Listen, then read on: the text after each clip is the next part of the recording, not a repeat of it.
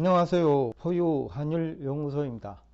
오늘은 금년 연말까지 기준금리 인하 있다 그리고 없다라는 주제를 가지고 나왔는데 이 기준금리 인하 여부에 관심이 있는 것이 아니라 만약에 연준이 기준금리 인하를 한다면 경기 침체라는 뜻에서 오늘 이 주제를 가지고 나왔습니다. 지난해 9월 이후에 지금까지죠. 3월도 일제 하루 이틀 남았는데, 계속 이제 경제 전문가들이나 투자은행을 중심으로 기준금리 인하 있다 쪽에 무게를 두는 것 같아요. 근데 연준은 기준금리 인하 없다라는 얘기를 실리콘밸리 은행 사태 이후에도 계속하고 있고요. 결국은 이제 제가 오늘 이 주제를 가지고 놓은 목적이 이제 경기 침체 여부인데, 연준은 경기 침체가 없다면 물가 고공행진하는 한 기준금리 인하하지 않을 거거든요. 그렇다면 이제 결국 경기 침체 여부가 문제인데, 지금 연준은 실리콘밸리 은행 사태 이후에도 미국 경제에 대한 자신감이 있다라는 의미로 해석할 수 있지 않을까요? 그래서 기준금리 인하 없다라는 얘기를 할 수도 있고, 또 아니면 연준의 역할이 물가 안정인이고 지금 현재 큰 문제 없으니까 기준금리 인하 없다라는 얘기를 하는 것 같단 말이죠. 그럼에도 불구하고 경제 전문가들과 채권시장 이해관계자들은 기준금리 인상으로 경기 침체가 불가피하다. 결국은 이제 이 경기 침체 여부예요. 과연 기준금리 인상으로 경기 침체가 될 것이냐? 지금 이제 문제가 되고 있는 빅테크 기업들이 기준금리 인상 때문에 구조조정하고 굉장히 어려워지느냐, 아니면 지난해 메타버스라든지 또 NFT 관련 주식 또 비트코인 등에 투자를 해가 실패를 한 것은 아니냐라는 거죠. 기준금리 인상 때문에 문제가 일어난 게 아니고, 메타의 경우에는 메타버스에 올인했죠. 회사 이름까지 바꾸어가면서 실패한 거예요. 기준금리 인상에 실패한 게 아니고 때문이 아니라는 거죠. 결국은 별 희망도 없는, 내용도 없는 메타버스를 가지고 승부를 걸은 거죠. 그래서 실패한 것이고, 또 거기에 투자한 사람들은 투자 실패고, 비트코인도 내용도 없는 걸 가지고 투자를 해가 투자 실패지 금리 인상의 문제는 아니다. 금리 인상이 없었더라도 비트코인은 무너졌을 거다. 또 국채 투자는 역시 마찬가지예요.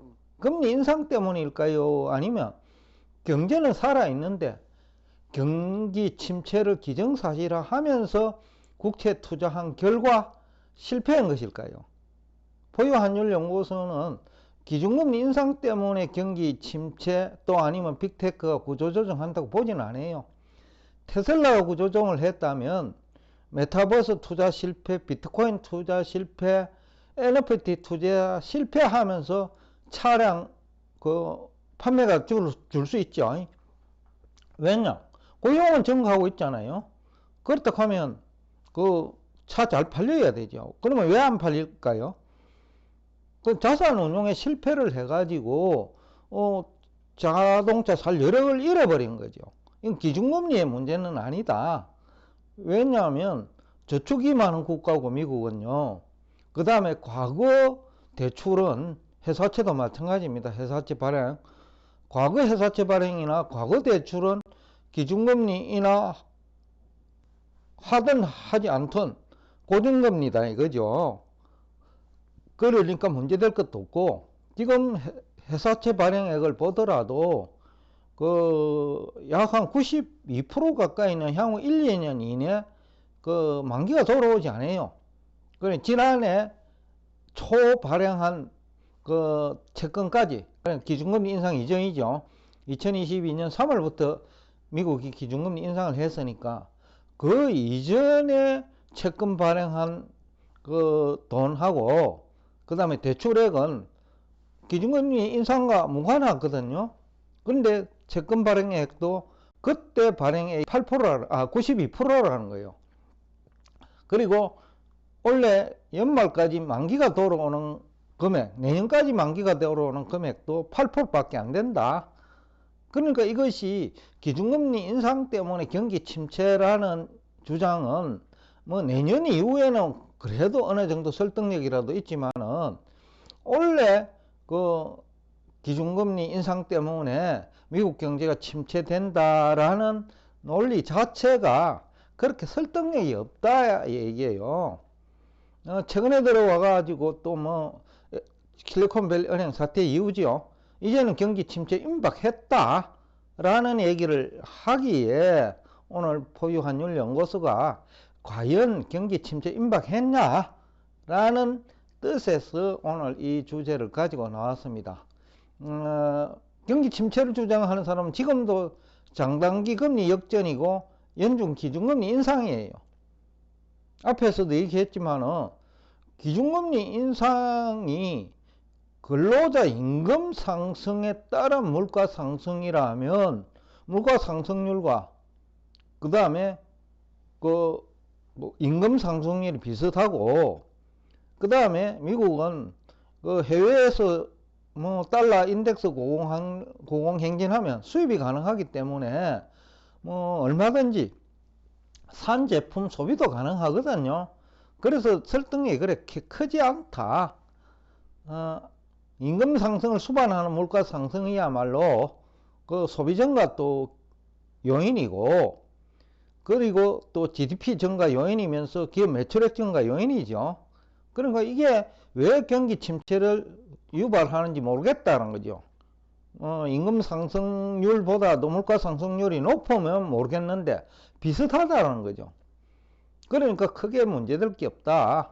또 기준금리 인상에 따른 또 효과도 있다. 저축이 많은 미국의 경우에는 이자 소득이 증가하니까 대표적으로 워런 버핏이고 또 미국의 중산층 이상이지요. 저축 이자가 증가한다라는 거죠. 그러니까 큰 문제 될 게 없다. 또 고용이 증가하니까 저소득층 중심으로 고용이 증가하고 있으니까 그쪽도 그 크게 문제될 거 없다. 그 다음에 앞에서도 얘기했지만 달러 인덱스가 뭐 계속해서 뭐 약세라고 주장하는 사람도 있는데 그분들만 희생된 거예요. 우리나라에서도 뭐 지난 2년 3년간 미국 달러 올라간다는 얘기 하는 사람 많았죠. 그렇지만 거기에 배팅한 사람은 다 당했어요. 그 자산운용 실패지 금리 인상의 문제는 아니다라는 거죠. 미국도 그는 마찬가지일 거예요. 그 다음에 달러 인덱스 고공행진이 일본을 예로 들면 미국 채권시장 안정에 기여했어요. 그러니까 엔화 약세가 달러 인덱스 고공행진으로 이어졌고 일본 금융회사는 그 엔 약세로 살이 포동포동하게 쪘지요. 그래서 앞 시간에도 댓글로 달았습니다만은 일본 금융회사들은 안전하다. 오히려 다른 나라 금융회사에 투자를 하고 있다. 뭐 그 정도로 일본 금융회사들이 건강하다라는 얘기를 뭐 할 수 있겠죠. 앞에서도 얘기를 했습니다만은 정크본드조차도 그 향후 2년에 만기가 돌아오는 금액은 8%밖에 안 된다.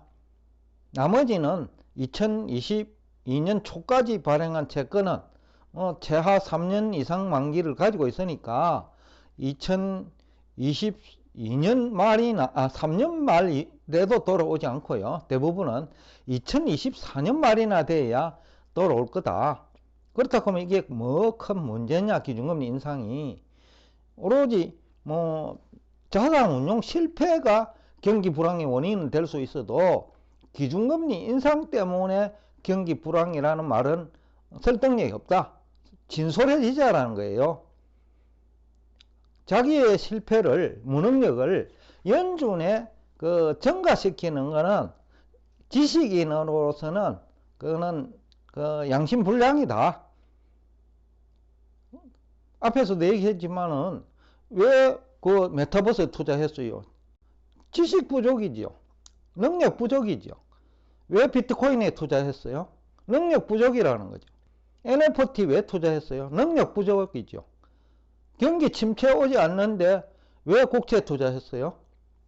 기준금리 인하 안 할 건데. 그 능력 부족이지 어떻게 기준금리 인상 때문인가요?